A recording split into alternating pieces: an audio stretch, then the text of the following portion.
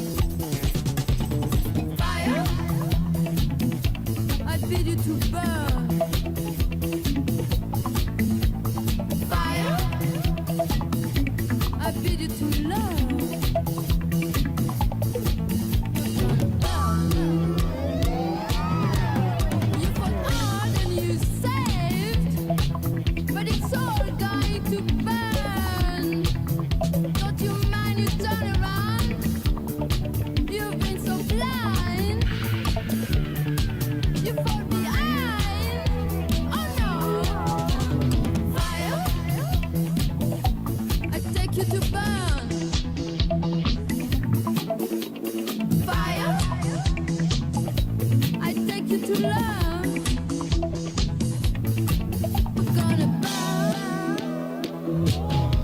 You've been living like a little girl in the middle of your little world. Don't you mind? You turn around. You've been so blind. You fall behind.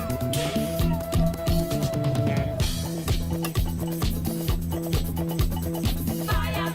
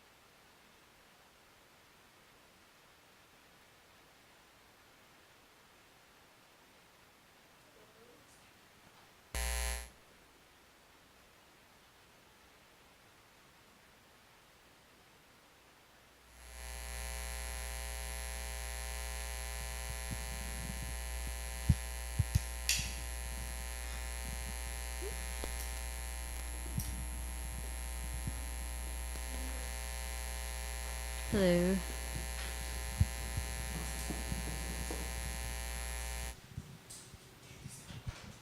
Hello? Hello? Okay, so still using the mic. Hello, everyone. Hope you enjoy DJ Michelle's awesome set. Thank you so much for making us groove. Making us groove here in the studio and virtually. Thank you all for tuning in. So yeah, I am Vane. Like I said, I'm a DJ here, a radio DJ. I was on the panel earlier, and I'm glad to say that we're gonna have some of our panelists with us later, but stay tuned for that. So right now, not only am I a radio DJ, but I love doodling and I love making zines. And this kind of segues into what the space is doing right now, or what they're waiting for. So there's gonna be some zines actually that are being made here at BHAC. And so I wanted this little mini workshop to be kind of an inspiration or inspiring factor or motivating factor for you all to submit a page or anything to the BHAC family. So we are here to present some little zines or how to make a zine intro. So I will let go of the mic in a little bit, but it's really fun. I used to make these back in the day when there were punk gigs, you know, like when I was younger, and just pass them out. And so I always made it DIY. Never even used scissors, surprisingly. But I think today I should. But for now, I'm gonna just give you all a little mini intro of how you can make this, just like the phases. So you can make a one-pager. You can also make 4 pages, and then you can make the one that I love, the mini zine, which is 8 pages. And so just a little recap, or I'll have a little recap of how to make them. So I'm gonna let go of the mic for a little bit, just to show. Can I use this? Okay. Oh yeah, there's no mic. Silly me. There's a stand. Can you still hear me? Yeah? Okay, cool. So what we can do is just get a regular piece of print paper like this and fold it in half. And then we can fold it again. So we make it into a little booklet like this. And then we open it up. And what I recommend doing is you cut from the middle. After like closing it in half again, you cut this middle part. So So you can create this little hole. And you fold it, and then you make a little booklet out of it. But what I do, I'm a little sneaky because I like to add extra pages. So I tend to cut the first 2 pages to make more pages out of it. Hopefully this is exciting for everybody. It's fun. So that's what I do to add an extra page. So what comes out of it, you can have little pages like this one drawn out. I did this one in homage of KQBH.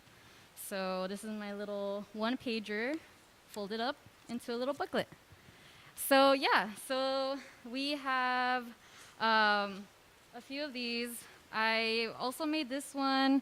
Shout out to Pocha Punks, also part of a collective and part of the radio show that is Pocha Punks Power Hour. We made a little zine 2 years ago that gives us a little intro.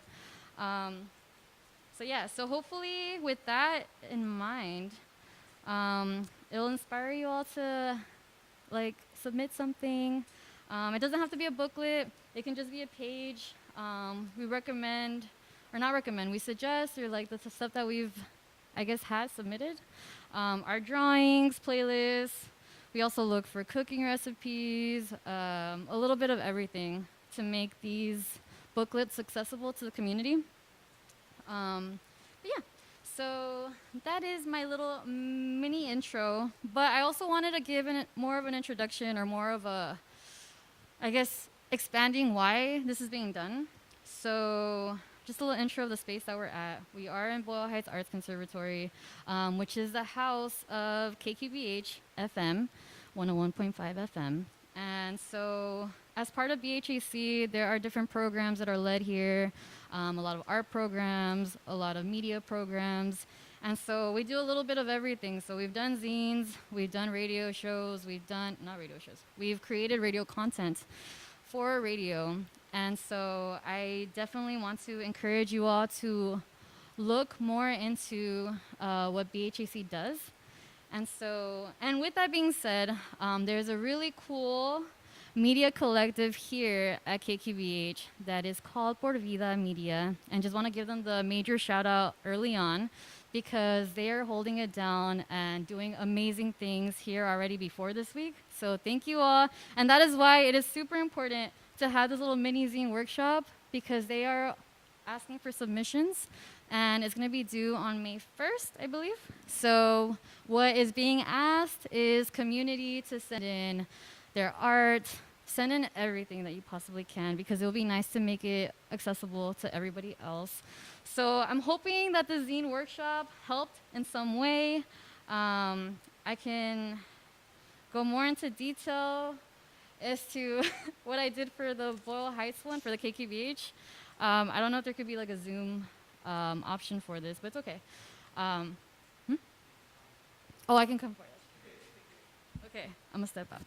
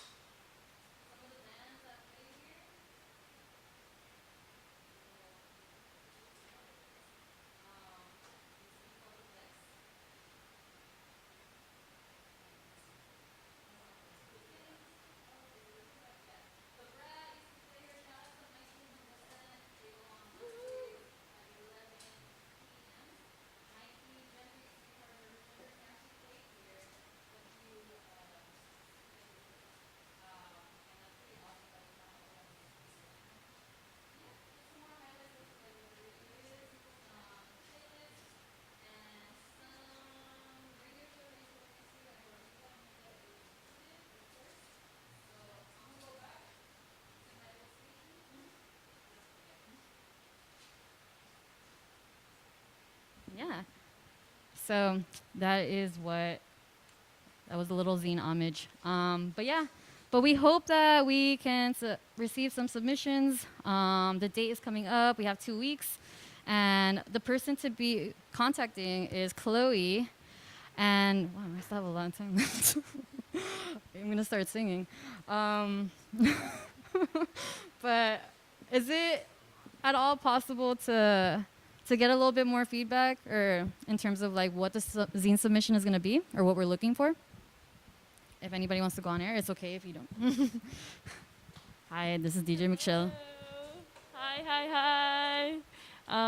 Yeah, so the Por Vida Media zine is really looking and open to anything, but we definitely want your personality and your uniqueness to be a part of your submission. So whether that's a playlist, a recipe, you mentioned that a little bit too, a selfie, photography you've done, poetry. I think we would actually like some more poetry, because a lot of people are submitting like playlists or like things that they've made. But yeah, just any form of physical medium that we could print on a zine would be amazing. And yeah, just get creative. I've been taking some film photos that I want to submit. And so yeah, that's pretty much some of the examples. But like I said, we're open to everything, so we would love to see what you come up with for the zine. But yeah, you have until May 1st. And just a little bit more on that too, I guess what could be sent in. I did make these little zines that I hope to submit in some point. But just like a little background as to like why it's so important to like look into this is because it's making media accessible to the community, as we mentioned, right? Like sometimes we think that these recipes, these playlists, these stories are out of reach, but it's actually coming directly from our community. So we really encourage you all to submit something. Por Vida Media Collective has been working really hard, along with Chloe, who was one of our flyer makers for this week. If you saw Monday's submission, that was it. So I would really encourage you all to do this. And if you need me to do a recap of how to make at least the layout, I can totally do that. I've hosted zine workshops before, and this is my first time doing it virtually, live on air, so this was quite the experience, but I hope it wasn't too boring.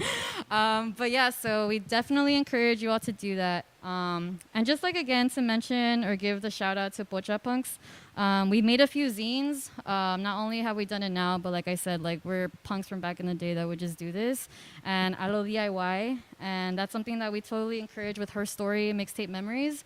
A lot of us think that it's supposed to be high tech, or anything related to music or art should be high tech, but it's not.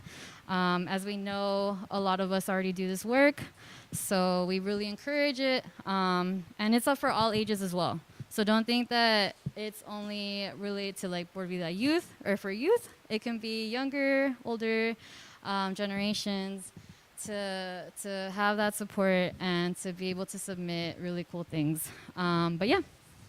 And so, as I mentioned, I'm part of Pocha Punk's Power Hour. We're on Wednesdays at 9 p.m. and we make zines. And if you want to know a little bit more history about that, we have a few of them out in public. I can share the links. And this light is really bright. But yeah, so yeah. So I'm gonna start now segueing into our next DJ. And I like to, give a little introduction or big introduction because they are a friend and I'm really thankful for them in many ways, even though we sometimes give each other a hard time, but I love them. Taurus versus Leo sometimes. But yeah, they are our program director. The program director. Yes, I didn't want to get the title wrong. They also are the host of Holograma Radio, yay, Holograma Radio, Cry Tub, and Funky Little Beat with Chica Soul. So they have those two shows playing today after, but right now they're going to give us a little taste of what maybe they play on air. So definitely stay tuned for that. And more goodies later. And yeah, so they're still there. And just a little bit more background. So they are actually a DJ that I met at Melody Lounge. So yeah, giving my mixtape memory of Crestlos. Little did they know they were gonna like be friends with me and invite me to be DJ for their Melody Lounge nights. But I had to emphasize that I'm not a DJ. I am a radio DJ. Still a DJ. But we have Crestlos here giving us so much organization and so much love for radio and all things tech. So we thank you, Crestlos, and we pass the mic to you.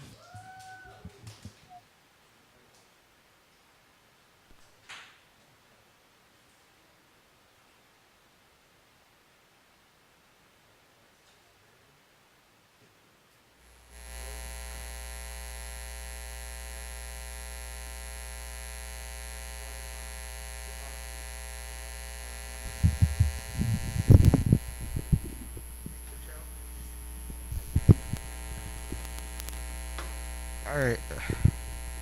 Hello, hello. Can you hear me on this one?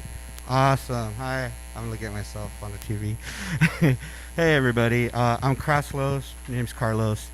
I am the program, as Vande mentioned. Thank you for that. And I'm just going to go over really the components of a turntable and a mixer. And then I'm going to go into a set where I'm just going to combine everything I'm going over. So it'll be a really quick tutorial. If let's see, I don't think we can get the camera closer. So what I'm gonna do is just go over what y'all could see. So right here, this is a tone arm. This part right here. Just give me 1 minute. We will get into this right now. They're setting me up. But anyways, yeah, happy to be here on KQBH. I wouldn't be on here if it wasn't for Vane, according to them. It's just funny. Alrighty, and so what we have here, like I said, I'm gonna go over. So this is your plate. To turn off, to turn on a turntable, it's a little switch right here. There's an on and off button, start, stop. To choose the speed of your record, 3345 is right here. Usually, you have records that play at 45 or 33 rounds per minute. That's what RPM stands for. You know, and it just changes the speed. And also, too, if you're a DJ, you can really just mess with speeds, change tempos, and it's kind of a lot of fun when you try to get experimental with it. But right here, this is your pitch adjust. If y'all can see this right here, and which the pitch adjust is basically how you can either speed it up or slow it down according. So you do have your speed select here, and then you have your speed adjust here. Usually this is used for people when they're mixing beats, beat matching, stuff like that, to try to get the beats at the same pace on the left and the right turntables. You can slow it down, pick it up. It's really used a lot in mixing, and actually it's just fun to use too. Over, so you got this part. This is a little light. Usually, if you're playing in the dark, lets you see the grooves of the vinyl, and lets you see like where your song starts if you have an LP, or like the beginning of the 45, stuff like that. And right here, sorry, fixing my mask. We have a mixer. So with the mixer, you usually have 2, 3, 4 channels, sometimes even more, and each channel is usually dedicated to one. Basically either your turntables, your CDJs, or a controller, or anything that you plug into it. Basically, to lift the volume and lower the volume, they each have their own channel. You lift it or you lower it. There's a lot more detail I can get into it about it, but it's really technical stuff. Because you can actually change how quick the fader goes in and out, stuff like that. And also right here, these are your basically EQ for each channel. Each channel usually has its main EQ. Right here, this is your gain. This picks up the volume for the channel. This is your highs, this is your mids, and this is your lows. Let's just say, as just a quick little introduction, your lows would be your bass, any low frequencies. Your mids would be your mid frequencies, usually around vocals, synths, stuff like that. And your highs are usually, any high frequencies, which are your hi-hats, very high-pitched voices, stuff like that. Also, to usually on a mixer, you have a headphone level and a master level. The master level is usually the level that goes out to the board or to the speakers, to everything, and it combines both channels that you do have into one. So you usually really have to be careful when you're queuing yourself up to play a song. You never want to be completely loud in the red on the gain. You want to give yourself space so when you're bringing in another song to basically, that you don't start peaking and like it sounds distorted and really, really bad. Really. There's also a Q pan on this mixer, and usually with the Q pan, it lets you choose like, okay, I want to, on my headphones, I want to hear what I'm playing on the left channel, and on the right channel, you can just go channel 2, and you can go what's playing on channel 2. And this right here is a fader. It depends on your style of DJing. Usually faders are used a lot by scratch people that like to do a lot of turntablism and stuff like that. I tend to stay away from that because I have nervous hands, and it's like I would probably be skipping all over the place. And I mean, that's basically it for just the basics of a turntable and a mixer. One thing I am going to say is that this right here is your weight. The weight matters a lot, because if you have the weight too heavy, what can happen is you'll wear out your records a lot faster, and you don't want that, especially if you're a collector or you just want to keep your records longer. And also too, it helps maintain and prolong the life of your needle. And usually if you have the record weight too loud, you'll be able to tell. I mean, too heavy, you'll be able to tell, because it's gonna sound a little like the lows and everything you'll hear. It just sounds a lot more muffled, in my experience at least. And I mean, I guess that's basically it.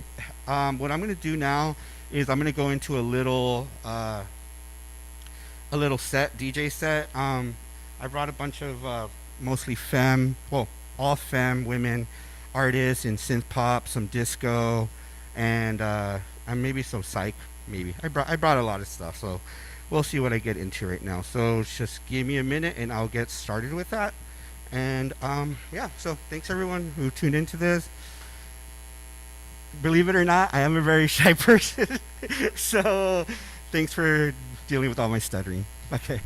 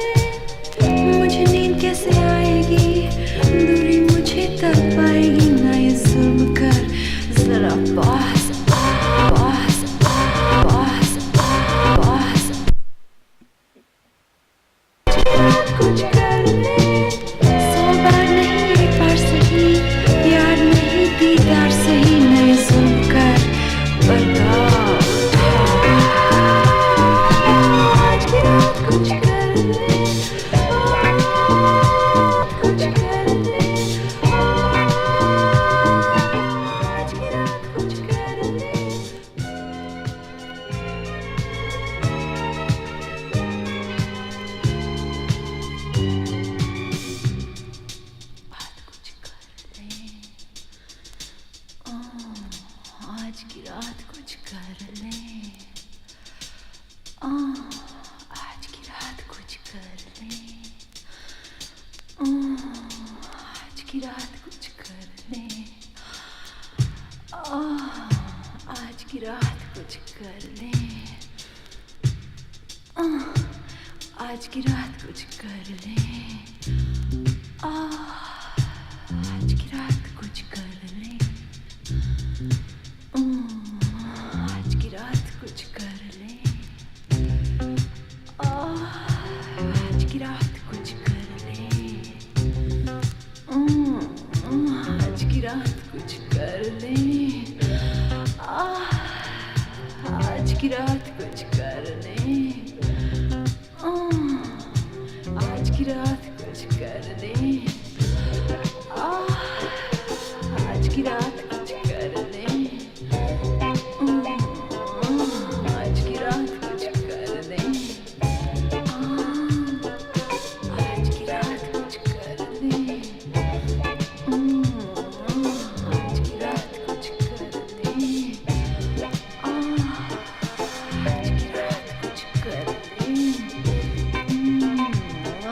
आज की रात कुछ कर ले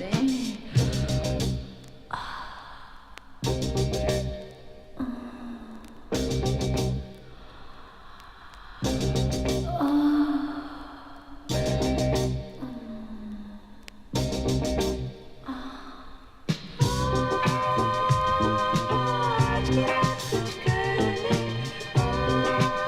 बस की बात कुछ कर ले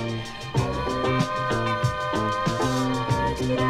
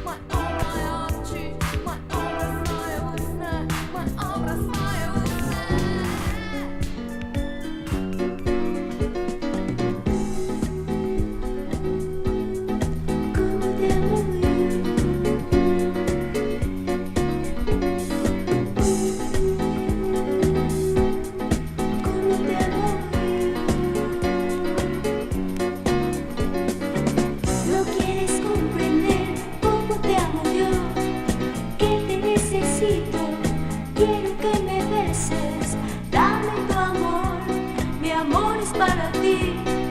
Dime que me quieres, yo quiero sentir más, más, más. Tu cariño, más, más, más.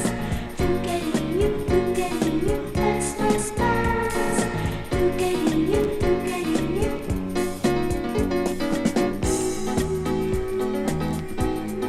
como te amo yo.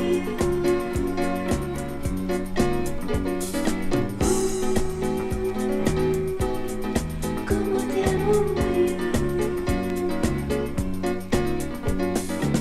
No quieres comprender cómo te amo yo, que te necesito, quiero que me beses, dame tu amor, mi amor es para ti, dime que me quieres, yo quiero sentir.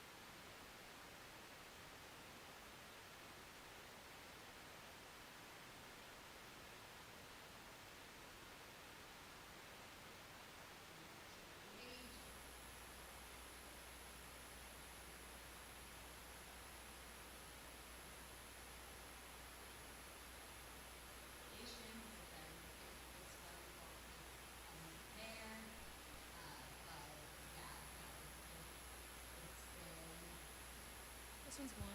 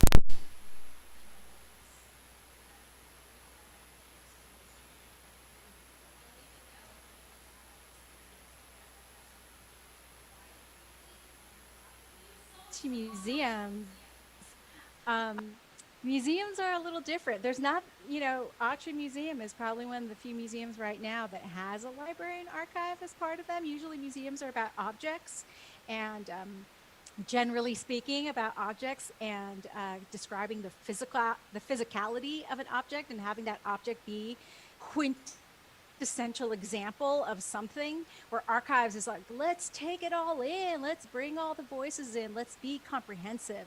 And to me, the difference between a museum object and archives is context. We want to provide context for everything. So the exhibit I have, I call it like comfortable chaos. So if anybody comes to visit the Autry and look at the What's Her Story exhibit, it's a lot of stuff. It's a lot of material, but for me, it's comforting and it does tell a story, and it shows, hopefully it demonstrates how you can look at things at your house and your personal life and how those different archival materials weave a story. Summer. Would you like to I mean, yeah, I don't think I could give a better definition. I will just add that the Mixtape Museum is called the Mixtape Museum, but it actually started out as an archive. The museum was a joke um, from the time that it came into my head with a friend of mine. But I think in databases and spreadsheets and like how things connect. So for me, like when I think of my archive, I think of all of those connections, right? I just think of it as like an analog database, right? It's the actual items that are, whether it's, digital or physical. But yeah. And just like memory, like a collection of memories, like you said, Lisa. I also want to add that like it's memory, but what I think if you engage with archives, you become a better human because when you engage with archives, you have to be empathetic of the time. You have to figure out who made it and why they made it. You have to connect that memory, that past, with what's happening today, and help you make sense of what's going on today. So there's also a connection. It's not just sitting by itself in the past, but it also is part of creating a story of like contemporary issues. Yeah, well, go ahead, sorry. And there's all kinds of archives too. I think that's something we haven't talked about is, there's community archives that are based in the community where they're being stewarded by the community. There's academic archives, there's federal archives, there's corporate archives like at NBC Universal archiving all of their films and TV shows and radio shows.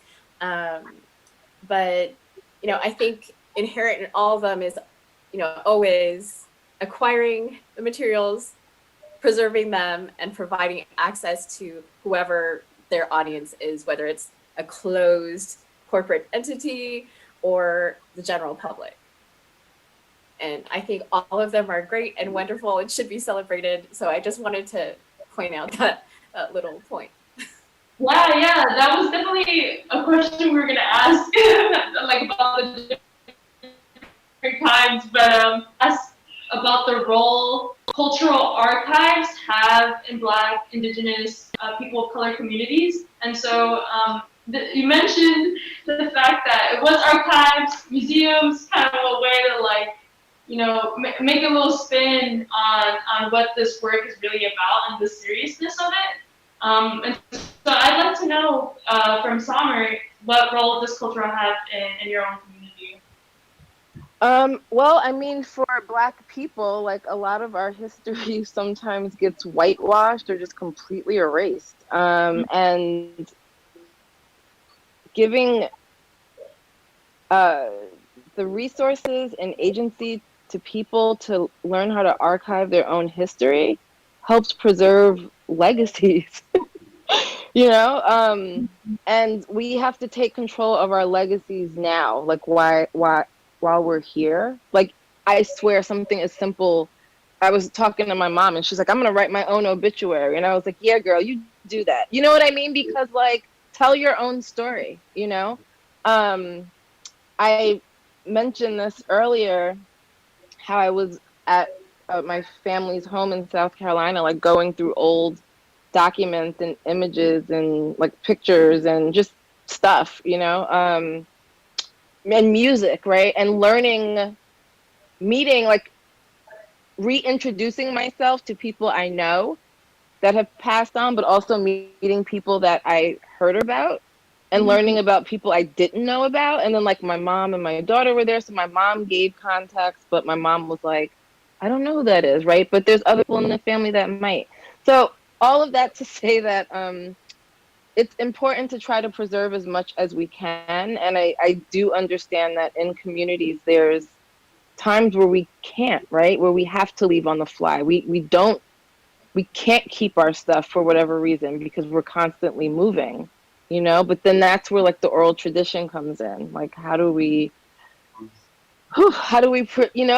preserve like those traditions that we had to keep alive because we couldn't write things down, right? Because if we wrote things down, then people might find them and then we might be killed or beaten or raped, um And I think one of the other things I've been thinking about more recently, I do hackathons for students to learn about hip hop and technology and where the two intersect, and entrepreneurship and like the history of music and all of these things. And one of the things that I'm going to do is introduce students to archiving, right? Even I learned archiving through the introduction of spreadsheets, but teaching students like even something as simple as making maybe you want to like make a list of your sneakers, right? Or you're doing a budget for yourself. Introduce them to a spreadsheet and then introduce them to archiving and all of the things that they can archive and why that's important to their family and to their community. So yeah. Thank you. Would anyone else like to answer what role cultural archives have in Black Indigenous communities?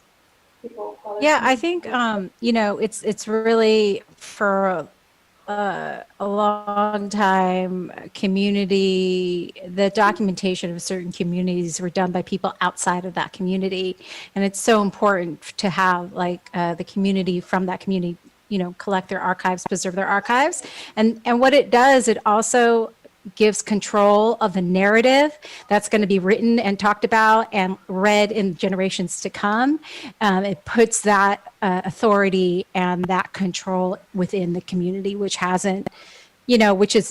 historically hasn't always the case. So I feel that the more voices that we have from people in the community, the better the narrative will be, more comprehensive. And I also want to say that, for good or bad, we go into this hero culture, and archives are, just this solo person. That's the reason why we keep it, because of their great feat. But truthfully, I feel, and I think it's not off to say that archives, the big boon in it, or the big benefit of it, they do reflect the voices of many people and the accomplishments of many people and the accomplishments of a community. So, yeah. Right. Another question we have for y'all is, how can we participate as Black, Indigenous people of color in preserving our own cultural history? And I think Summer did touch a little bit about that, but if Lisa or Yuri wants to take a hit at that question about the ways we can preserve our history, our stories, right? Yeah, I think that, on personal levels, it's about making sure that your family's records, your family's stories, your family's recipes, anything that's important to your family is documented, and those stories of your family are passed down. I think that's something that we're losing a little bit in culture today, in terms of not recording our elders before it's too late, and unfortunately. So I know that's one of my biggest regrets, not getting to actually have a recording of my grandma and grandpa talking about World War II and their experience as Japanese Americans. All I remember is what's in my head. I don't have something like that I can go back and listen to and pass on to my son, and for him to pass on to his children. I think on a bigger level, um, as community members of the world, there's just so much going on in our world. And I think that us helping each other document all of these moments as activists and is so important, you know, and whether that means keeping a poster from a march you go to, or recording, you know, your friends as they're painting posters, whatever that means to you, like that you're documenting it again, not just for your family, your younger generations coming up, but for the world, kind of to keep that time capsule. And I love that phrase, time traveling as archiving, because a lot of what we do, it is for the future. It is for you know, members of communities to go back and hear their language that maybe isn't spoken now, hear it for the first time and get interested in it. And going back to political activism, there are some sites that I would love to just shout out that do talk about tools and best practices in terms of protecting others' privacy when you're documenting protests and stuff like that. There's witness.org and docnow.io, which is documenting the now. And both of them have created amazing tools and like guidebooks, pretty much. If you're gonna be documenting a protest march, here are people in the video. So I think on both levels, there's so much all of us can be doing. That's just, I wanted to say, like, wow, that was really, it's inspiring to know day-to-day activities. I think we typically don't take a second chance or second, you know, moment to think about our day is actually something that can really connect future generations to the way we did live our lives. And that bridge from like the past to the future is just so inherent in this work, and it's really inspiring to me. And I actually wanted to quote something I read in the zine that you guys released, a part of HERSTORY mixtapes. It was a quote from Brittany Campbell, and she just was sharing that I work at the intersection of music and memory. And just that one line, there was that paragraph was going on about her personal work experience, but just that one line, I work at the intersection of music and memory. I thought that really stood out to me because of how music is really capturing a moment. And I wanted to know, what is a significant music memory for y'all? You can share a music memory in your own lives. And maybe let's start with Brittany if she's on the call. Yeah, no.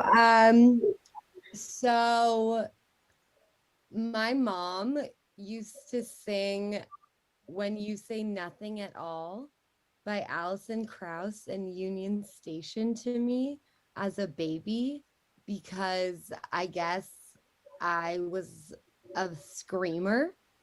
So it was like her way of calming herself down in the fact that I'm a child who won't not say anything.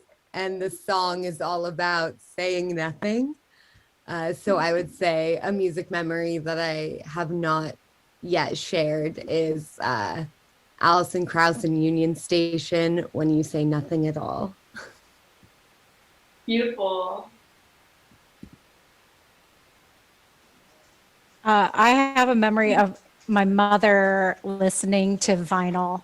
When I was a kid, she'd come home from work and we would lay down the floor and she'd be so tired. She was like this, and she'd sing along. And I remember the first time I heard her sing along to music, I'm like, oh my God, my mom likes music. Like it was my first moment as a child to realize that my parents were human. So she put, it was like Glenn Campbell, Tony Orlando and Dawn and Tom Jones were the ones that she like listened to. In my zine, I chose Tom Jones because her and her group of friends got together and played band in their 80s and sang My Delilah. And that is like one of the last videos I have of her of her and her octogenarian friends singing My Delilah, and I will spare you that video. I won't put it in the zine, but yeah, that's kind of like a through line of memory that was a generational, a connective generational moment of what I have, memory I have about my mother.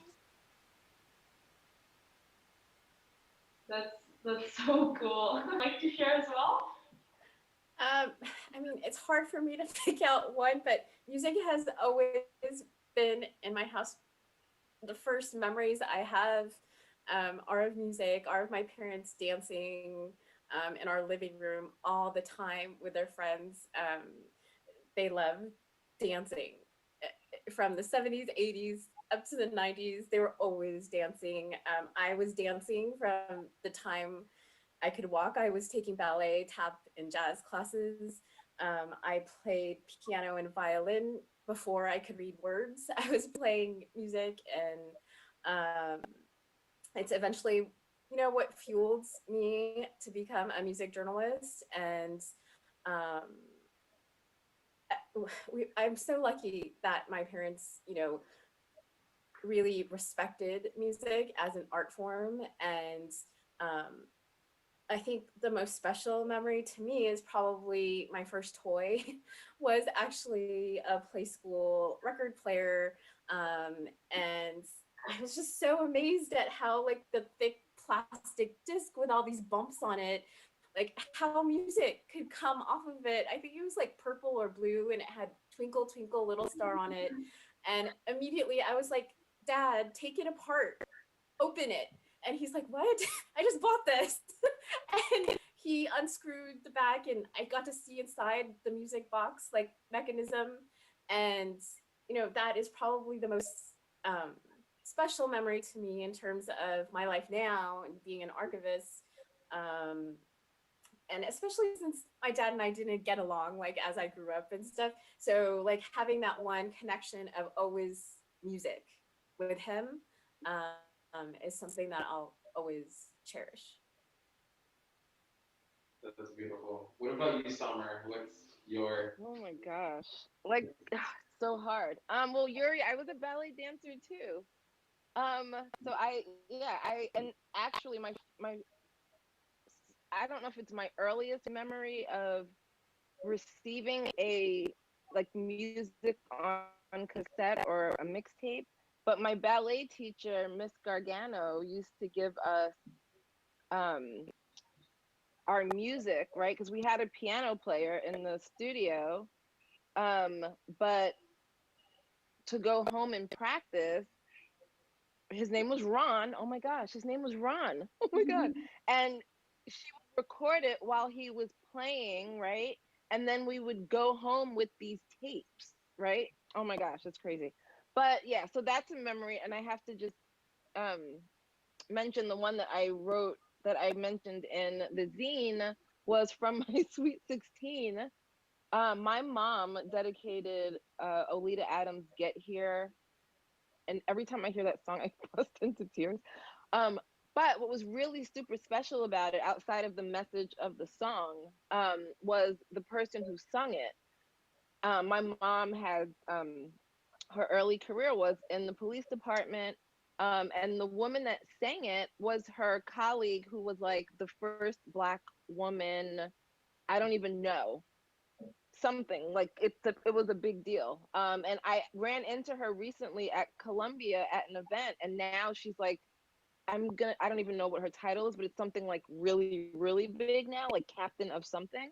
And it just is really special that she was the person that my mom had sing that song to me, and just to see where she went from when I was 16 till, I won't insert my age here, but it was a while ago. It just shows like the meaning of the song just means so much more, because my mom connected that to the person that delivered the message to me by song at my Sweet 16. So, and I have it on VHS, which is really That's cool. So. beautiful. And I wanted to shout out to the zine that we're talking about for our listeners. It's on the RSVP page at the Autry for the Her Story Mixtape Memories event that's happening right now. So if you go to that page, you can see the link for the zine, and make sure you check that out. It was created by all of these lovely people here, and sharing their special moments throughout the work and lives that they've done through archiving. But I wanted to go back to archiving at the institutional museum level and how those archives are made accessible to the communities they represent. Yeah, so they're made accessible by a lot of work that archivists and the archivist team does. One of the things that we get all the time is like, oh, why don't you just digitize everything and make it make it put it online?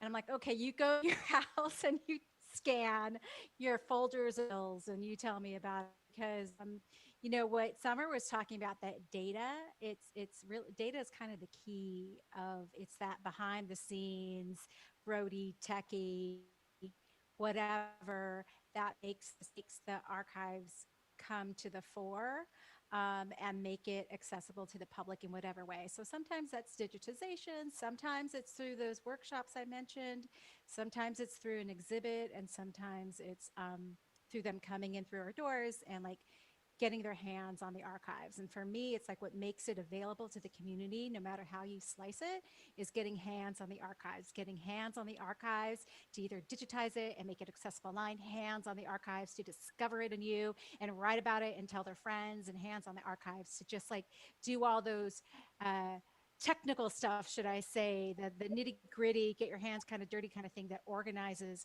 them, so that they can be kept and found.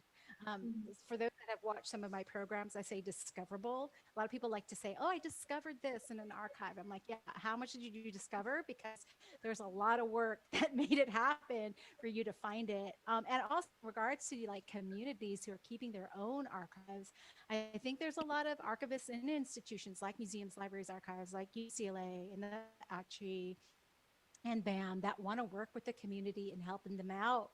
So I feel like those two partners can work together because there's the one of collecting, there's archive as a verb and archive as a noun. And, there's collecting and making the memory and preserving things that are important and need to be worth preserving. But then there's that maintenance and longevity to keep it up and going and findable for the future is like the other half of the coin.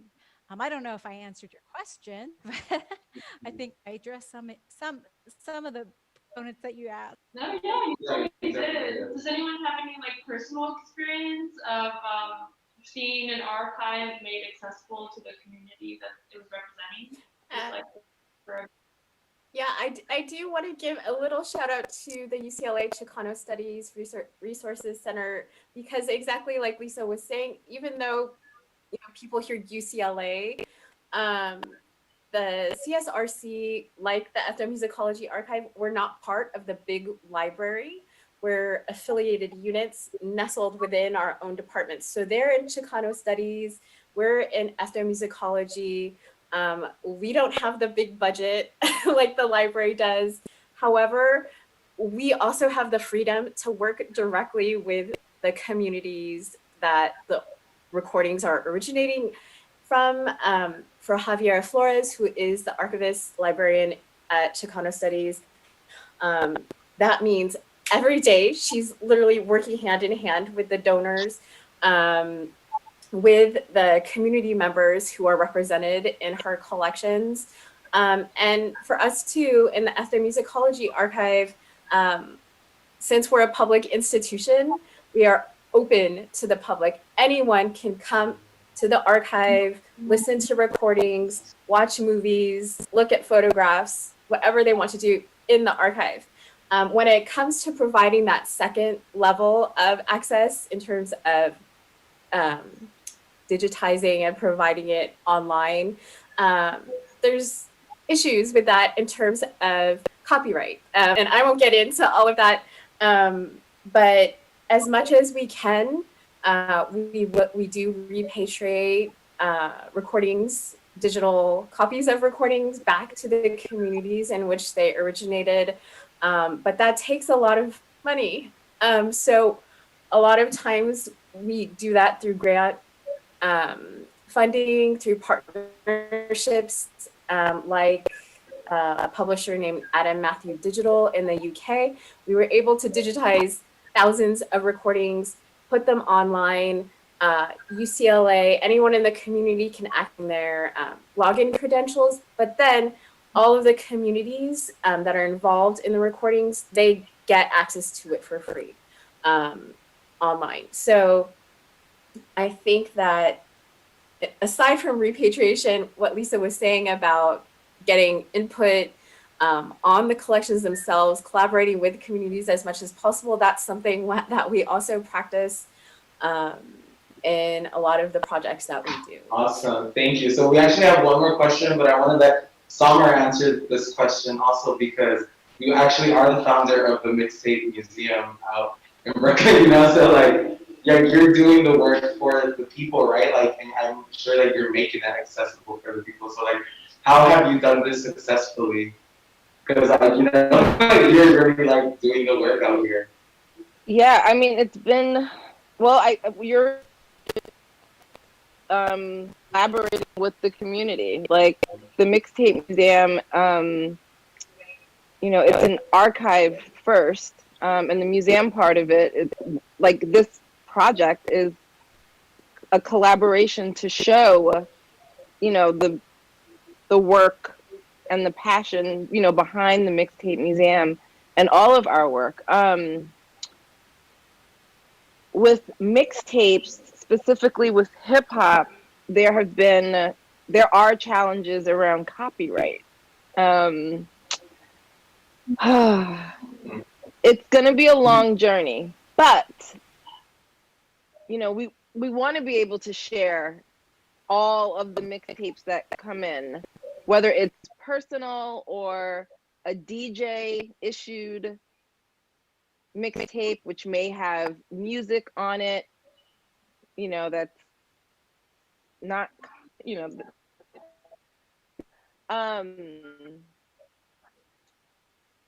I still have to still is to save the recordings and to and figure out ways to work with them to produce programming for also for like the Mixtape Museum, to populate the Mixtape Memory Collection, which is central to the Mixtape Museum, and that's basically a collection of stories that are from the community that are related to any type of mixtape memory. So her story, Mixtape Memories, will be archived in the Mixtape Museum Mixtape Memory Collection. um, but yeah, through collaboration, I think has been the most the best way that I've been able to do my work. We're honored to be doing this collaboration with you all right now. It's so exciting to think about what it could be like looking back on this 20, 30 years from now. It's gonna be trippy, but we love that all of you are doing this work. And we only have 5 minutes left, so I just want to ask everyone the last question, which is any advice you have for inspiring archivists. And I wanted to shout out my sister, who is Jenny Payan. She's taken, yeah, the program. I see Lisa. She's taken the program at the Autry, and she helped me out so much by understanding the importance of archiving work. And so I definitely had to shout out my sister Jenny, who herself is aspiring archivist. So any advice you have to people like her? Yay, Jenny, I'm so happy to hear you're an aspiring archivist. I loved having you in the workshop. We had a workshop of 8 young women from Right Girl alums, and it was like one of the best things I ever did in my career is sharing these archival collections with them and having their hands on the archive. And anybody being aspiring, like, you know, archives are everywhere and they're made by there's just so many people you can tap into. I don't know what to say. Just like, you know, pay attention. I don't, I feel like if you're an aspiring archivist, you'll have it in your heart and people will find you, but come to us like this and reach out. And as Summer, Yuri, myself, I don't know if anybody's noticed, but we're pretty accessible people. Like we're pretty passionate. So be more than happy to reach out to your archivist. We're all right. We're approachable. We're okay. So that's what I would say. I just want to say we need you.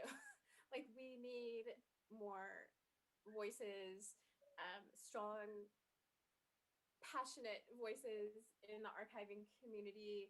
I just want to like go back to Summer and Lisa talking about agency and power and having control over the narrative, and making sure that our voices are the ones that are being documented for the future and not just one voice getting to choose for everyone else.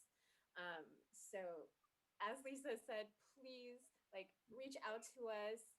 We're all super passionate about wanting to help others, raise them up, and um, I don't I don't care what kind of question it is. Like no question is, you know, unworthy or stupid to me. Like ask us questions, and I'm happy if I don't know the answer. I probably know someone that I can connect you with to get you your answer. So please reach out to us. Yeah, well, we really appreciate that. We're actually about to be wrapping up soon. Thank y'all for joining today. We really appreciate y'all for all the effort that you do, for all the effort that y'all have done and will continue doing. Because, like Vane had mentioned before, this isn't like just a one collaboration. It's an ongoing collaboration. We hope we're here. We're super open. Por Vida is always here, ready to like conquer, like divide and conquer. Rebel So Archive. yeah. We're building it together. Yeah, we just want to say thank you for everyone who's tuned in via the YouTube page. And thank you to all our guests for joining us and sharing their beautiful experiences and lovely memories with us. And yeah, we just want to say thank you once again. And I hope y'all enjoyed yourselves as well. You're going to be archived along with this. And so it's amazing to know that we're all going to have this part of her story. And creating this mixtape together. And so, yeah, we just want to say thank you. We appreciate y'all and all you do in representing your communities and building that bridge from the past to the future. You guys are so important for that. We love this collaboration and we truly admire you all as individuals and as organizers. Yes, so next we're just gonna go into a little bit of history behind BHAC and KQBH with Vane. So yeah, thank y'all for tuning in. Stay tuned here on YouTube and thank y'all for joining us today on our talk. Thank you everyone. Woo woo. KQBH. Her story.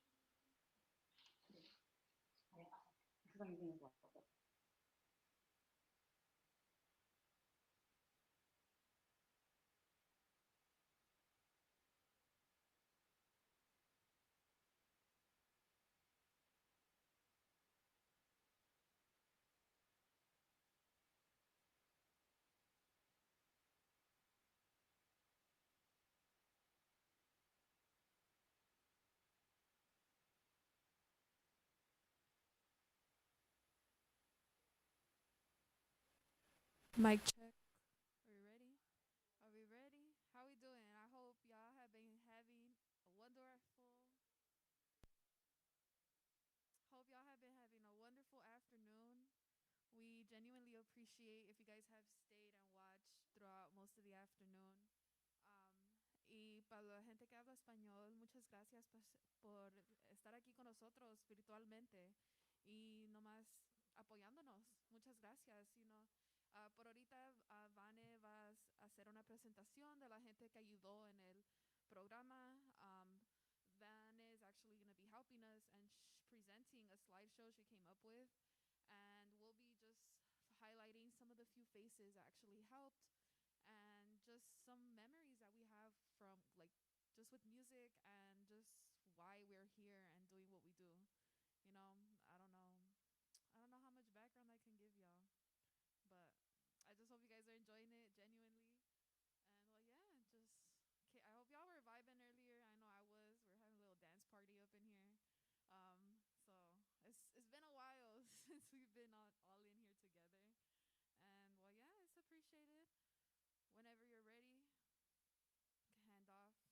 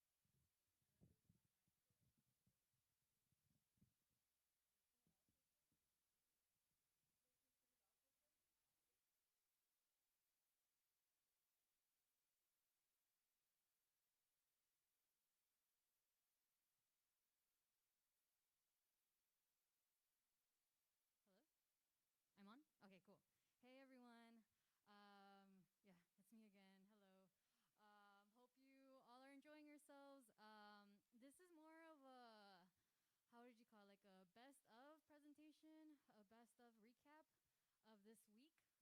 So I will get that started, or it's already starting. So you've seen our lovely background banner. We're so grateful to have something encapsulate the week in material form. So super grateful for that. 11 from Por Vida Media made it, and it will. It's KQBH or BHAC is its home for right now, but soon enough, hopefully, maybe it'll make its way to the Autry Museum. But we'll talk about that later. One thing at a time. So yeah, so this is definitely like the time where we want to give shout outs and really thank all the participants. It's a very unique collaboration, a very distinct one where almost all shows collaborated or followed the prompt, which was HERSTORY Mixtape Memories. So I really want to give that shout out to the shows, to all of you who tuned in as well. Because there was a Google form circulating around to ask for community requests, but we also took it old school where, am I still on? Yeah. Old school where we had folks call in.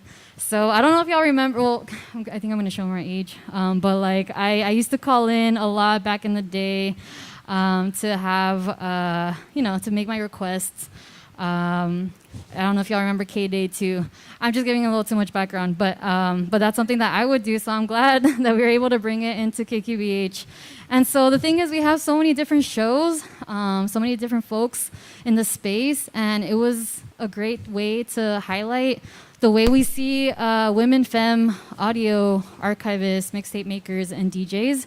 So I definitely want to give that shout out. So this is why this was made in the AM. I'm not going to say it's my most perfect work for slideshows, but at the same time, it's the little bit I was able to do after the panel. If you're not on here, don't take it as like I didn't mean to put you in here. Like I wanted it to include everyone, and I will complete this so we can share it as a station to see everyone that was highlighted. So for now, we have what we have, and I don't know on what slide we're on. Okay, cool. We can go to the next one. Okay, so just a little, recap again about where we're at. I really have to set up the location. We are in the Boyle Heights Arts Conservatory that is housed in one of the historic buildings out here in Boyle Heights. And I think I mentioned earlier that it used to be the Vex, a punk venue back in the day, and now it is a home of many. We spend a lot of time here. And so we're really thankful that there's a lot of work being done, even during the pandemic too. We know it was difficult to leave, but luckily, or fortunately, a few of us, been able to share space here still, or a lot of us. So with precaution, obviously. And this is why we're still holding it virtually. But hopefully in the future, we can have an actual, like tour, or how do you call it? Like the open house of the space. But that comes later. So next slide, please. So I'm going to go through these different pictures that were sent to me with different memories. The one that you see right now on display is from Por Vida Media. So a lot of the faces that you saw today are on this picture. And they recently had a collaboration with Doc Martens, if I'm not mistaken. So this is where the picture comes from. There was a photo shoot, which is awesome. So want to highlight the lovely faces of Por Vida Media. That is not all of them, but a few. Next slide. So yes, so we're going to go into individual photos that were sent. This is 11. They shared a memory that you can read. I won't read out loud. But we definitely wanted to highlight 11 and the work that they've done. That beautiful banner in the background is a creation of theirs, and the flyer that you saw today as well. So there's a little memory of them. So thank you, 11. Woo! Hi.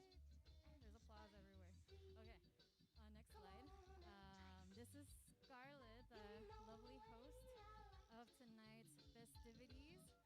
Another memory that just have in mind that a lot of this material was taken today. glad that we were able to document that. And I've had lovely conversations with a lot of folks that are presented here. So I'm glad that they felt inclined to share memories.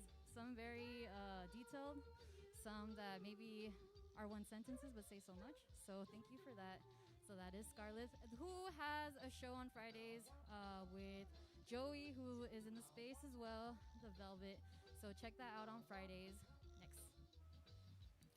All right, and obviously Edgar, our lovely organizer, our lovely person that's setting a lot of these things up, and I'm so thankful for your participation in many ways. So thank you for that. Another memory that they shared and that I can resonate with. I'm probably the same age as your sister, who knows? But we all had Rebelde playing at some point, so thank you for sharing that memory. Yes, and their show is on Tuesdays, Queer Line, at 6 p.m., so don't miss it. And they are actually gonna go, they're gonna go back on the mic in a bit to present our last performer, so stay tuned for that. Okay, next we have Michelle, who you also know. Oh, there you are. I was like, oh, you're moving around. Okay, so DJ Michelle from Rainbow Serpent, another memory that they shared, and we're super thankful for that. And so they also had their cassette, but I don't have it with me, but they shared a memory of buying this cassette recently, and so just another memory that tells. Okay, next. Yes, so that is, okay, so I see the picture of Isabella. Do you go by Isabella? Isabella, right? Okay, cool. And like a really cool photo of them and a memory of burning CDs with their pops. So thank you so much for sharing that too. And for all your hard work here. So thank you all already. If I didn't say that already. Okay, next. Am I talking too fast? Let me know if if I should go slower. I feel like I'm trying to catch up with the PowerPoint. Okay, next we have Force Field. Force Field, who's holding it down with all things technology. So thank you so much for all your work today. And I love the memory that you shared. And it's so layered, but it's so great.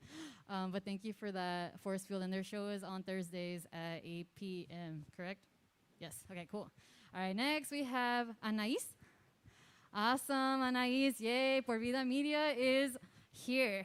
For sure, presente in all ways. So thank you all so much. And this memory is truly one of our Kid Cudi fans out there, but we love them here at KQBH. So next. Awesome. So yeah, some highlights. As you know, we had a lot of different artists contribute to the week. So thankful for you all to share your art with us in schedule form. So thank you to Bien Tranquis from A Quien Le Importa Radio. So thank you, Karina, for the launch of our event with this awesome flyer. You can catch their shows on Sundays at 6. I think it's 6. Yeah, it should be 6. Okay, cool. Next. Okay, so this is, okay. Thank you for listening, Sonia. Thank you so much for launching our event at your show at 4 p.m. On Sundays with Groove Theory. A lot of us called in, and thank you so much for hosting our Mixtape Memories on your show. Truly thankful for that. Next. Okay, so I think if y'all tuned into the little zine workshop, I mentioned that there's gonna be a zine, there's a call-in for zine submissions as part of Por Vida Media, and this is the lovely person that is spearheading that. So thank you, Chloe, for also contributing to that week of flyers. Look at how beautiful that flyer is for Monday. So thank you so much, Chloe. And definitely hit them up about the zine. We have till May 1st. So start sending stuff in. All right? Okay. Hopefully there's enough time, but we can breeze through them. But yeah, so just some Monday highlights. We had Por Vida Media host a decriminalizing jaywalking conversation with Carol from California Walks. So thank you all so much for tuning into that, and to DJ Michelle for hosting that conversation. Por Vida Media, you're gonna hear Por Vida Media a lot, so we have mad appreciation for y'all. And Yuri, one of our panelists, called into CMTY, Community Radio. So thank you, Martel. And I am blanking on their co-host's name, but thank you so much, and tune into Community. Kevin. No, that's Bridge the Gap. But shout out to Kevin too, because they held some tracks down. Azul. Awesome, Azul. So yeah, thank you, Azul, and thank you all for hosting, Yuri. Okay, so we got next. Okay, next. Okay, so you see, there's gonna not be enough time to highlight this, but I hope at some point we can maybe share this presentation and add more people, so it gives more time to have everybody who participated be highlighted in this. But this is really a presentation to just say thank you to everybody and give like face to all the folks that participated. It really was a community-led effort. It wasn't just a few people spearheading. Like it really did take a whole community, a whole band. Let's put it that way, to do this. So thank you all so much. I have like less than a minute left, but thank you. And keep a lookout for future collaborations. Like it's been mentioned, this is the one of many. Oh, and shout out to Sister Show for hosting the librarians. I don't know if they were able to see that, but yeah, you can just breeze through it for now. But thank you so much, KQBH fam, and you all are wonderful. Bye. You don't have to wear your mask. I'll wear mine. Yeah, no, you're okay. You're totally fine. Are these mics working? This one, you want to test? Is Matias's mic? See?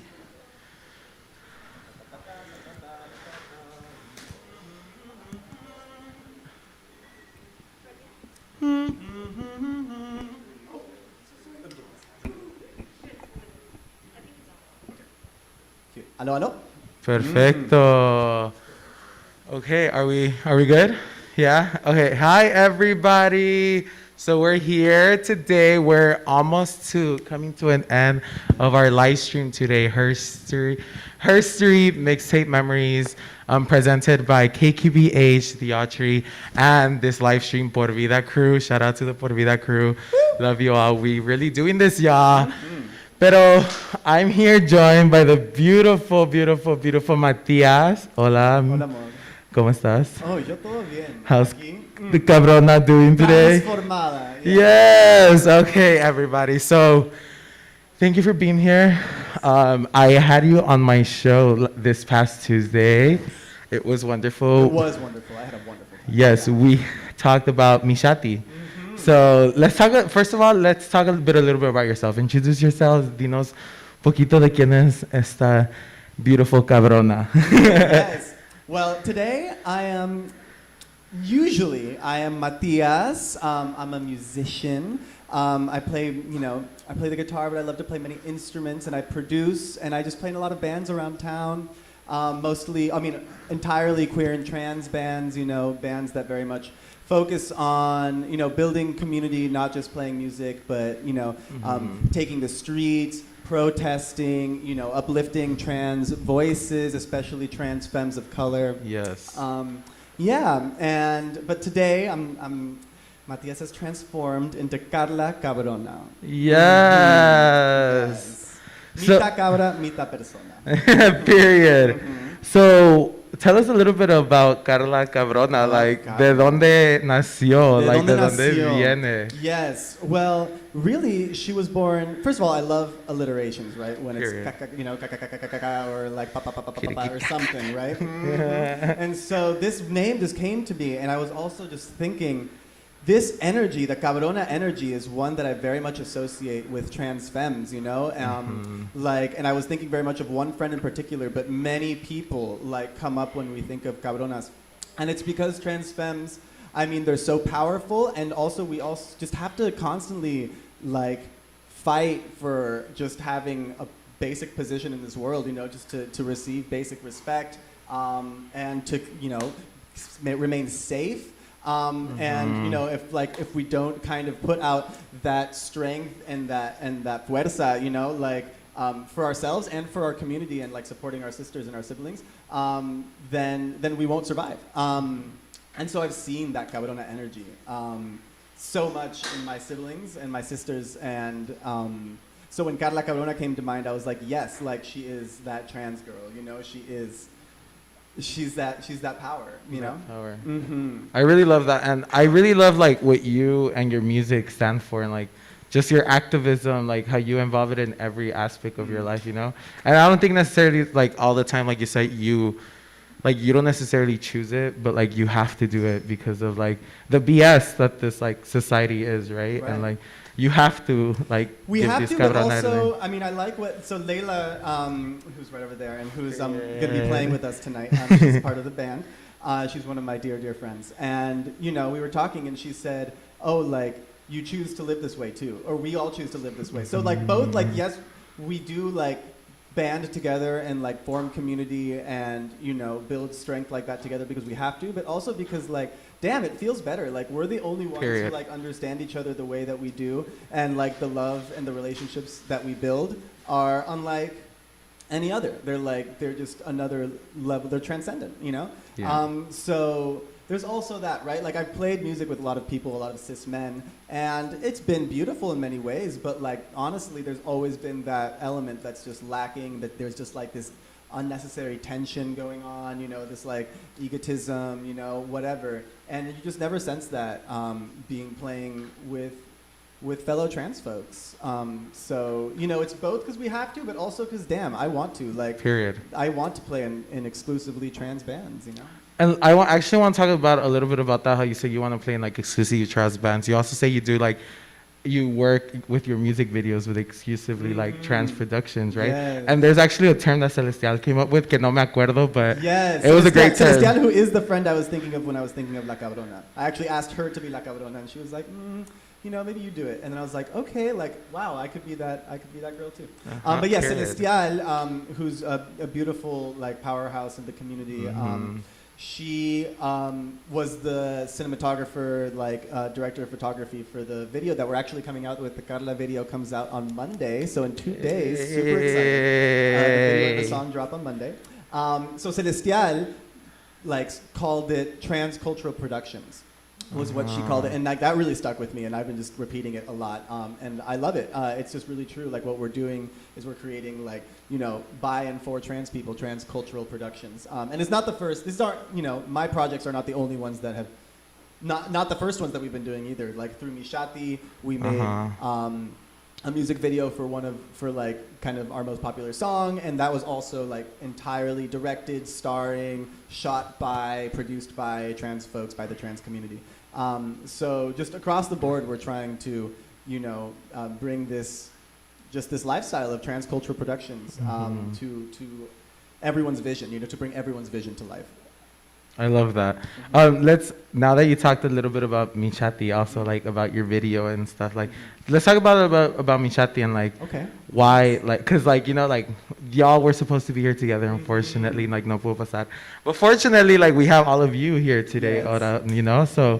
But let's talk a little bit about Michati and like what y'all stand for, like, you know, like I love like in your bio, like your pronouns are like sex, like money, fame, and community. You know, I believe that's what it was. And I love how like it ends with like community, like, you know, like at the end of the day, like community is what matters, right? Like because the other parts are like, they're the fun parts, they're the sexy parts, they're the parts that you see in like pop music, you know. But then like pop music always kind of like falls short of like really also uplifting the fact that like we're also community, you know, like we can like seek all these luxuries, and like everyone deserves these luxuries, not just trans folks, but everyone in this world deserves to like have some luxury, you know, like, you know, be able to enjoy themselves, like feel themselves, feel that, like feel noticed, feel, you know, seen. But then also let's not forget community, you know, let's just not forget community, because no one would be anyone without community, right? No one exists in a void and is just like this star without anyone supporting them. Like community is what grounds us all. So, and I think all the work that you do is like around community, like, right? Like your music, like your talents, like the people you work with, like the way you choose to work with people, right? Like, and it's a beautiful thing, because here, like, that's kind of like what we are here in KQBH and like the BHAC, you know, like we're community, like, you know, like 11 homegirls, she worked on this amazing like flyer, you know, like we got over here Isabella putting these Christmas lights up yesterday, like, you know, like we got Force Field out here in the back, like, you know, like, so like, and like we might not all be like 100% like on everything, but like we know we have someone to rely on, right? Which is why community is so important. Totally. And that's the thing, sometimes I prefer to work, you know, maybe with not like the most like whatever professional, like but we all have, like, if you tap into your community, you can make professional level productions happen. Like, look at this, like, look at everything that everyone's making around here, not just the trans community in Boyle Heights, like everyone, you know? Everyone's just making like really put together, really thoughtful, intentional, like projects and products and like really coming through. And it's because, yeah, when you really harness that power and like have trust in each other and have love for each other, then these things come out better than if you like hired some professional who went to like film school and like studied, I don't know what, you know, like who cares? Who cares? That's not the point. So, what are we gonna be listening to today? Like, Yeah. ¿qué nos vas a dar? What are you gonna serve us today? So today, we're gonna be singing 3 songs for you. The first one came out last month. It's called Eras, and it's the first song from the album. So this album that I'm putting out, one song at a time, is a narrative album, and first starts with telling the story of the Archangel Gabriel, who realizes that she's trans and she's done with God. She's like, I'm out of here. Like, you don't accept me. You don't let me be who I want to be. And she leaves heaven, but not before, you know, God tries to hold her back and try and, you know, tell her, like, no, you're a boy. Like, you eras angelito. ¿Qué pasó? You know, and like, quédate, you know. Like, this isn't you. So we're going to sing Eras, but thankfully she gets out. She's saved by a pair of space whales. I love that. Played by Jordi and Davia, who aren't present here, but on the album, these 2 magnificent black trans femmes, Jordi and Jordiana and Davia Spain, who just have beyond being just beautiful people and good friends, they just have incredible voices, like some of the most beautiful voices you'll ever hear. And so, yeah, they come in and they also speaking to the power of, like, you know, the fact that black trans femmes really ground the trans community, and also just like like they've been doing work for all of society for generations and generations and generations without, like, you know, unfortunately also without receiving acknowledgement for that. But, you know, very much like they come in and they're like, you know, they bring their magic and say, like, you know, they block the violence and kind of create a safe space for the Archangel Gabriel to come down to earth and transform into Carla Cabrona. So we'll be hearing Eras. We'll be hearing Carla. And then I'll be playing one of the last songs on the album that won't be released for a while, but that I really love. And so I'll be doing that one acoustic. El Otro Mundo. El Otro Mundo. I love that. A little merengue, a little vals, a little cumbia, you know. A little bit of everything. You don't even know, like, Matias's beats are like everything. Like, I literally every morning I wake up and I'm like on my way to the gym and I'm getting ready and I'm listening to either Paula Perra or like. Oh, and Paula Perra makes an appearance on this album too. You better believe it. She's Carla's friend, of course. She's Carla's friend. Of course. And like girl COCK, like you already know that's much. I'm like. Yes. Yes. All those hot moans that I love to hear. You know, like most people you already do. know. Most people. Period. But okay, let's also, like, I love how you touched upon like how black trans folks and trans like femme folks in particular have always been in the forefront, right? And like in the mix of all this that's going on, like it's been going on, right? Like the whole like police brutality, in particularly targeted against like the black and like BIPOC communities, right? Yeah. But like in particularly black communities and like in particular like black trans women, like when it comes to like our community, like the LGBTQIA community, right? So like, how can we help, right? Like what can we do? Like, cause you do so much, right? And like, I try so much, like, you know, and I know I do the work that I have to do, but there's a lot of people that are confused and like, don't really know, like, how can I help, right? And like, you do so much. Y'all just created a zine, like, you know, like, so like, can you give us a little bit of advice and give our audience a little bit of advice? Like, what can you do? It's a lot. It's a lot. It's a lot. I mean, if you know any black trans people, like, check in with them. Just like see what's up, see what they need, not just, you know, just anything. Even like, hey, you want to go out to eat? Just check in with folks, and like by building community with folks, then you'll build trust, you'll build love, and you'll also be able to support, you know, on a day-to-day basis as opposed to maybe just giving a one-time donation. But those are also important too, right?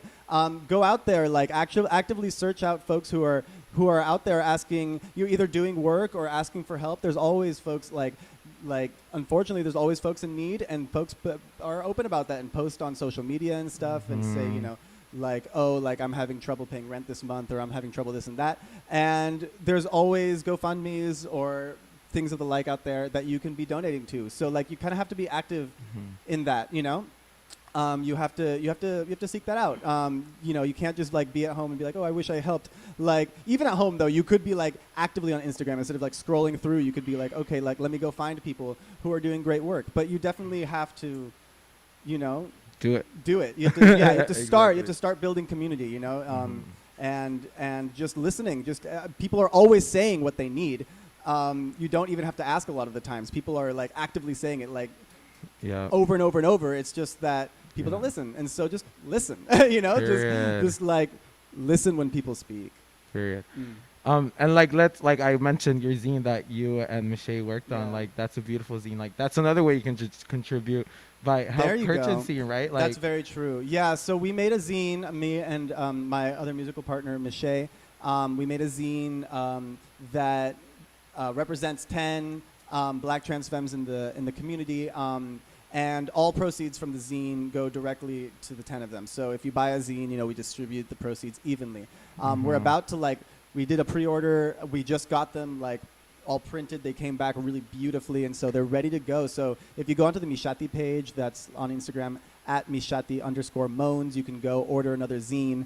And yeah, we'll make sure that money goes directly to the girls.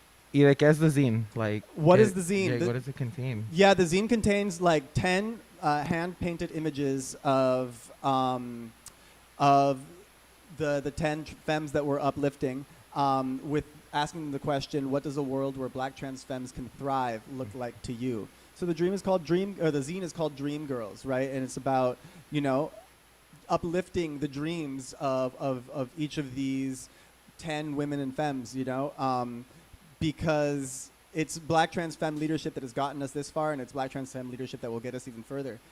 So we need to consistently, you know, listen. Yeah. And so here they are speaking, and so if you want to listen, you can read their words right there. And purchase the zine, get a beautiful copy of it, and directly support every one of them.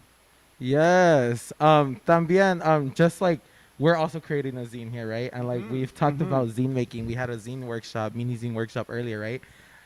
This is a form of archiving, right? Like, and like bringing down history, right? These 10 like trans femme folks like are gonna be part of like this historical zine that y'all created, right? Like, and how is that important? Like, you know, like for like these stories to be put on paper and like be physical for like folks in the future to be able to like look back upon and see like, all right, like Rashida, like this was what she saw, right? Like, like what? ¿Por qué es importante eso? I mean, dang, imagine like even right now, like we don't have that many folks to look back on because documentation, because of transphobia and because of lack of access to resources, and because, you know, just infinite reasons. Like we don't have that many people to look back on and listen to their words. We have Martha, you know, Marsha, excuse me.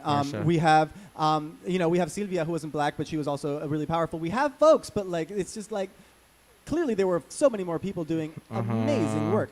And so every time we get a chance to like put our energy into it and really make a beautiful document that like captures, you know, the work that was being done, that's incredibly important for anyone now and any time in the future. Just like, oof, it's just, yeah. Yeah, that's incredible. But okay, so with that said, do you have any other work going on, like, that you want to talk about? Right. I mean, definitely, like, we've talked about Mishati, we've talked about my solo project.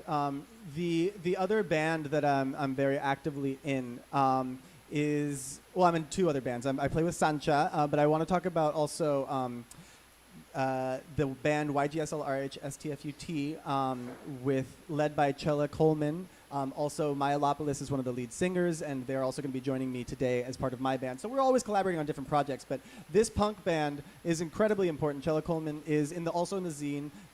She's a disabled Black trans femme who's always been like super active in the LA, just in many LA movements, you know, in like abolition work and like in anti-policing, you know, and police like just kind of watching the cops kind of thing, like just all sorts of stuff. Like Chella has really been a huge advocate for so many people, and for herself. And so she leads the band, and we've been doing these amazing like street takeover protests organized by her, with our help and other folks in the community, but very much like led by Chela. And we'll like take over the street in front of like in Echo Park, in front of the councilman's office, because he's been doing some horrible sweeps of like houseless folks. He's just been on 1, 2, 3, 4, 5. He's just been on all of them. He's really been terrible. So we take over the street in front of his office and blast our punk music. Just play. We like bring a generator. We have an amp. We have a drum set. We're like hauling all our equipment out there into the middle of the street. Shut down traffic on Sunset Boulevard. We've done it in front of the police station in Skid Row. Chela lives in Skid Row, and so that was very much like she wanted to do one like near her home. The band does really amazing work, and I have infinite love and respect for Chela. And so, yeah, definitely go support the band, follow the band, YGSLRHSTFUT. I wish I could say the name. Many curse words in it. But if you look at my Instagram page, it's in my bio. So you can find us there. Well, we're gonna wrap this interview up because I'm about ready to listen to your beautiful vocals, your beautiful music. Yes. Pero okay, Matias, thank you so much for being here. I want to thank you in advance for the beautiful performance that you're about to serve and deliver. And how can they find you? How can they find your band? Just let them know, like right now. Yes. So I'm Mix Matias, mx.matias on Instagram. That's the best way to find me. And from there, Mishati, the punk band, YGSLRHSTFUT, they're all linked there. You can find like all the beautiful trans folks who like are part of my projects and whose projects I'm a part of. You can find the zine, you can find all that stuff. You can see that, I'll be posting about the music video that we made that's coming out on Monday. We're going to be throwing a party a Zoom party on Friday, much like this one. Yeah. And that's going to be a mutual aid event, right? We're going to also be raising funds for a community member who needs funds for housing. So we're going to be taking donations during that event, but it's also going to be great DJs, performers, like it's going to be beautiful. So it's going to be a party, but it's also always more than that. Okay, well, thank you so much. Mm-hmm. And again, Gracias. Thank you. Thank y'all for staying tuned in, y'all, here on our HERSTORY Mixtape Memories live stream after party. We're gonna go quickly into a quick transition into our Converse times por Vida for life little video that we made. So we're gonna stream that, followed by Matias and their beautiful band. Yes. So yes, stay tuned, and here is the Converse video, y'all. Right? Pero yeah, y'all, so thank you for staying tuned in again. This week has been like such a long week, like I mean, not only for me but for you, so everyone's like just pushing through, but we're making it happen. Yeah, but it's been a beautiful week. We've been like very privileged.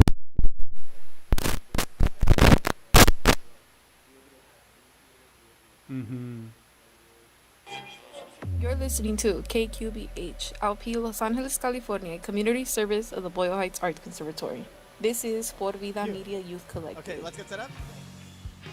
For Vida, For Life Media Youth Collective is a collective here at the Boyle Heights Arts Conservatory. Por Vida for Life is where like young folks come to like learn more about the media. And it's just a bunch of dope artists coming together to try and make some interesting content. Boyle Heights, it's like a hidden gem more than anything. The culture here is beautiful. There's so much history here. We have a huge responsibility as young people to represent ourselves and our community in the most honest and real way possible. It's important to have places like this because there isn't spaces like this. And I feel like here it's really like what is pushing the youth to do what they want to do. It's more than just learning about media. It's a mutual aid circle, and it's just how we can express ourselves as young people in LA. For Vida for Life is to help you build skills for the professional world. To be a part of a youth media circle in Boyle Heights in 2020 is what Por Vida is about, right? Like giving the voice to the youth to take control over what stories we want to tell to the world. Señora bonita, hay algo en su boca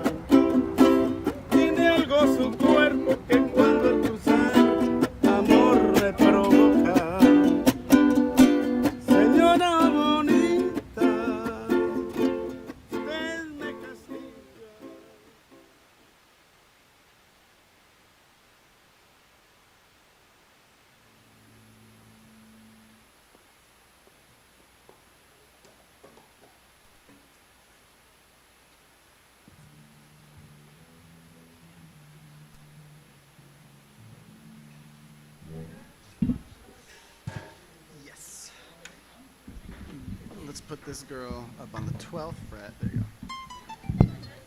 Yeah.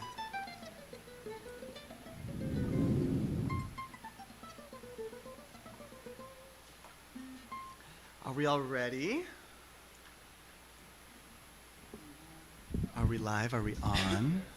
Yes, we are. Okay. Hello, everyone. Again, I'm Mix Matias, or today I guess I'm Carla Cabrona. And to my right here we have the beautiful Leila Noor on guitarra. And to my left we have Maya Lopoulos on vocals and bass. This first song is called Eras.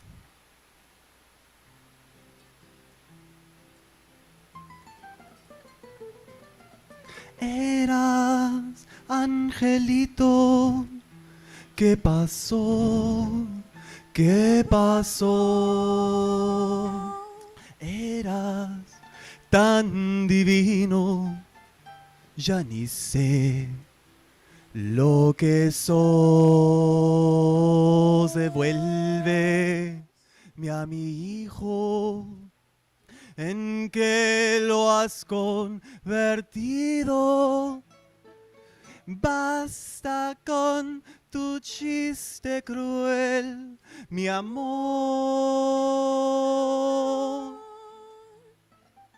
Ah,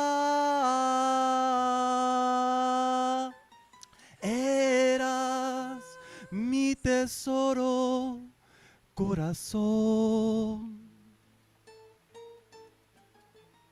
Resplandor de mi vida, eras todo mi valor. Te has caído del cielo, dejándome en duelo. Lloro esta tormenta yo por ti.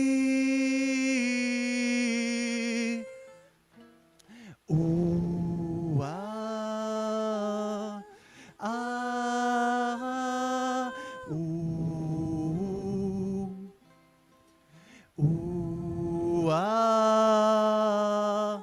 ah, ah,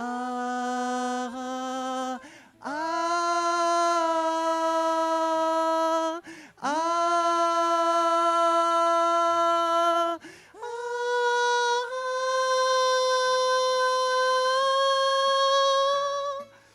Eras, eras, eras, eras, eras, eras, eras, eras, eras,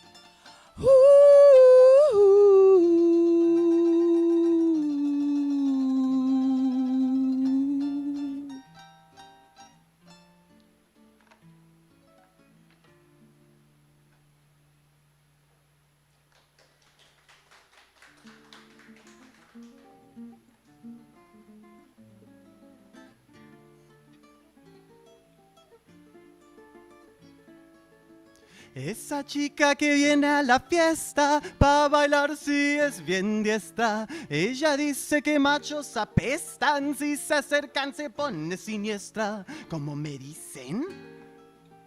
¿Cómo me dicen? ¿Cómo me dicen? ¿Cómo le dicen? ¿Cómo me dicen? 1, 2, 3, sí. Escucha mis pezuñas cuando vengo a gozar. Escucha mis pezuñas cuando vengo a vacilar. Escucha mis pezuñas cuando vengo a atropellar a los machos abusivos que se encuentran por acá. ¿Cómo me dicen? La cabrona. ¿Cómo me dicen? Carla cabrona. ¿Cómo me dicen? La cabrona. ¿Cómo me dicen? ¡Ey!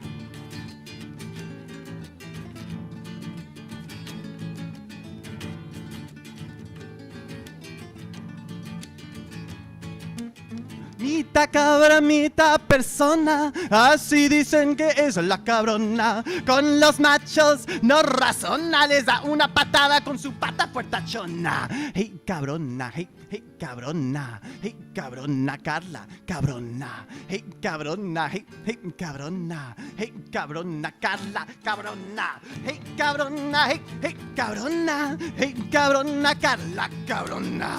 Hey cabrona, hey cabrona, hey cabrona Carla, cabrona. Escucha mis pezuñas cuando vengo a gozar. Escucha mis pezuñas cuando vengo a vacilar. Escucha mis pezuñas cuando vengo a atropellar a los machos abusivos que se encuentran por acá. Hey, ¿qué onda?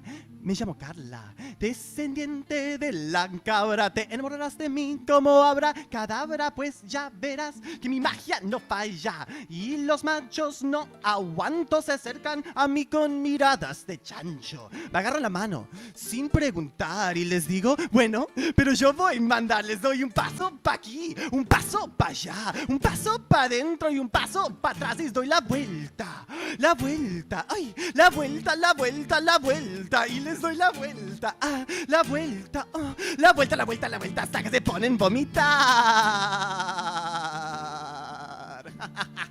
Por eso me dicen, ¿cómo es que dicen? Mitad cabra, mitad persona, así dicen que es la cabrona. Con los machos no razona, les da una patada con su pata fuertachona. ¿Cómo me dicen? La cabrona. ¿Cómo me dicen? Carla cabrona. ¿Cómo me dicen?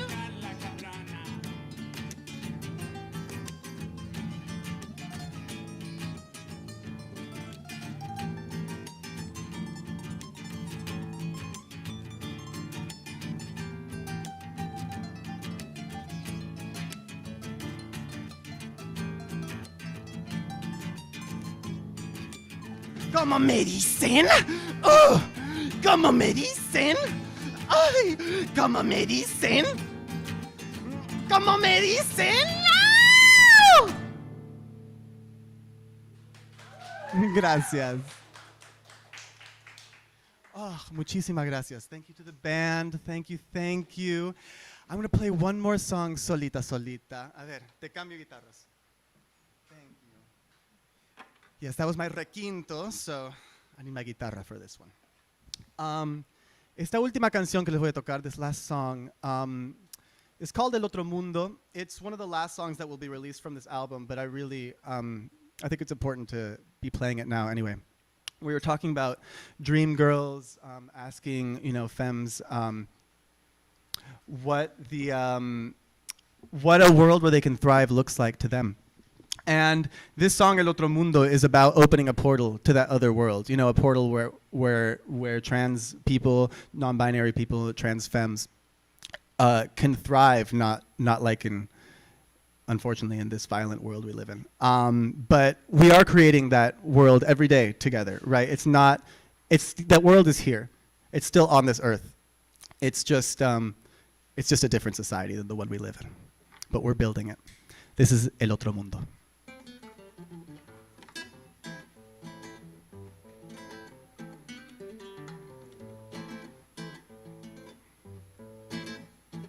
Me voy y me voy, me voy y me voy, ay, me voy y me voy, me voy y me voy.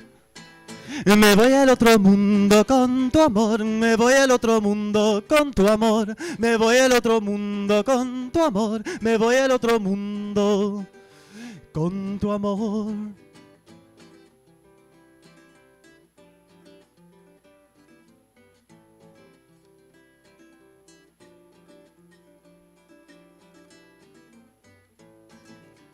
Este mundo es cruel, este mundo es cruel, este mundo es cruel, este mundo es cruel. Y por eso me llevo a tu amor, por eso me llevo tu amor, por eso me llevo a tu amor, por eso me llevo tu amor.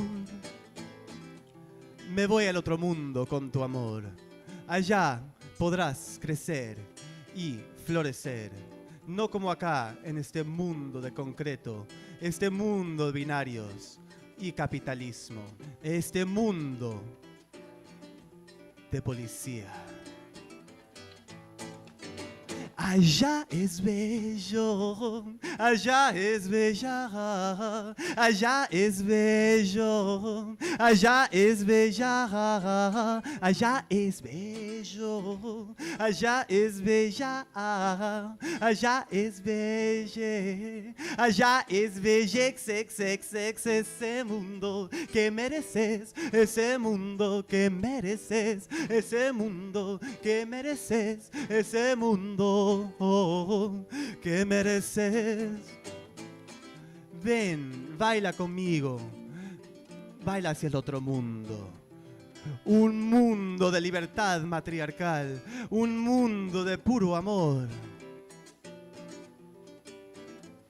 Allá el viento limpia el alma y el agua, enjuaga todo el dolor.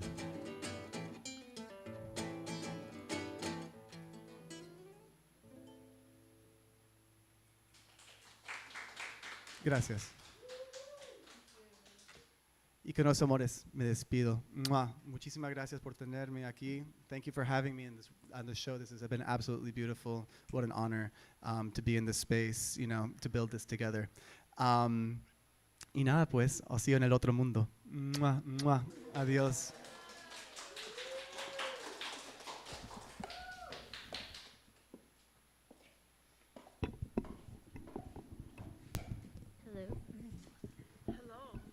Buenas noches. Hola. Hello. Is this one on? We're back. We're back. And unfortunately, we're coming to an end. Ya casi llegamos a un término. No sé cómo se sienten. Oh. Un poco. Hello. That's the end of the show. A little tired, but we're living. Yes, no, this has been such an incredible experience. I'm not really sure if you can, you can hear me, okay. Yeah, this has been such an incredible experience. Thank you all so much. We are building that world. We are building those worlds together. And I'm so fortunate to be next to you, be next to all of you today and all of this week. Like just a few closing words or some jokes. I don't know. Okay, we'll just do closing words. I think it's too late for the comedy skit that we had. I just wanted to give some shout outs that I gave a little bit earlier. But again, thank you, KQBH fam. Thank you so much, BHAC fam, Por Vida Media. In collaboration with the Autry Museum and Mixtape Museum out in Brooklyn. So thank you all so much for holding space. Like we really, so I don't have to rush. We really did it. Like I think this is the first, I don't want to say it's the first. Maybe let me ask that question. Let me interview you, Scarlett. Yeah, go ahead. So obviously we collaborate all the time. Yeah. But as a station, have we done it to this caliber? I feel like only 2 times prior to this, Nice. we had an event, like 2 events. We had 2 different mixers. We actually had a journalist mixer, and then I believe the second one was actually a punk show. That's right. It was a few months before COVID actually hit. And we had a pretty lit punk show. Everyone was in here. We were fortunate because there was no mosh pitting in here or anything. We made sure But we had to make sure that, unfortunately, we invite mosh pits, but not in here. Not in here. There's too much valuable equipment. But this is genuinely the first or second virtual event that we have. We actually had a women's panel. Was it last month, maybe? Women's panel last month. Also directed by Edgar, which is truly amazed, and I'm glad that I found him in college, which I didn't graduate, but I found him in college. Hey, that's and okay too. That's honestly, I'm just so amazed at his capabilities of just planning and creating events like this, Yes. And I also a special thanks to everyone who actually came in and did the work to help us out, because it was a little last minute, but you guys did it, and I love it. It looks gorgeous, and I'm excited. Yes. So more collaborations. What's next? That's my there's question. There's just so much to look forward to. I mean, we're already in the end of April. No, we're mid-April right now. So we have 2 weeks going into May. So there's something to look forward to then, which is the zine submissions that have been extended for you all to contribute. We had you all in mind. We're all like, okay, well, let's give everybody some time and each other some time too right now to finish the show. So I really, I really encourage you all, like everyone in this space, everyone who's listening out there, to share with us, like really contribute to the living archive that is, KQBH and everybody who has collaborated today. But yeah, did you already submit something? No, I'm not much of an artist. You don't. Everybody's an artist. You see, there's pictures of me in there.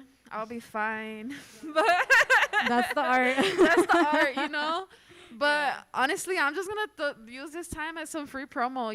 If there's any youth out there that are actually interested in collaborating with us and like how you guys have any ideas and like want to project your projects and ideas and all of that, please contact us. We're always looking for new youth to come in and trust me, I did not come in this space knowing all the things I know now. I've been here since I was 17 and I've genuinely learned so much that I'm just amazed at what the space itself can do, and I don't say one person taught me, because everyone's taught me, luckily we have luckily we're able to just share within each other, and that's what I really love, that it's community, it's legit community here, and with everything involved. We fight and everything, but well, I mean, that's part of being a community. Exactly. We're not always going to be on the same page, but hopefully we get on some page together so we can move forward movement to create that better world that we want to live in. And so I think surely, now I won't say slowly because we're moving along very well. And pretty quickly. Oh my goodness, look at us. We're also moving along with the last words. But yeah, so I love that you mentioned the youth aspect to it because I think out of this space, there's just a lot of top-down learning, but here it's pretty horizontal. I would say we all learn, like you said, from each other. There's different generations here. There's younger folks, a lot younger folks, a lot older folks. We have too. many generations. We have many generations existing in real time and sharing space. And so, in many ways, we're all artists. And I think I told you, you're a DJ. You have your DJ show. You have your memories. We all have our memories, and we created so many.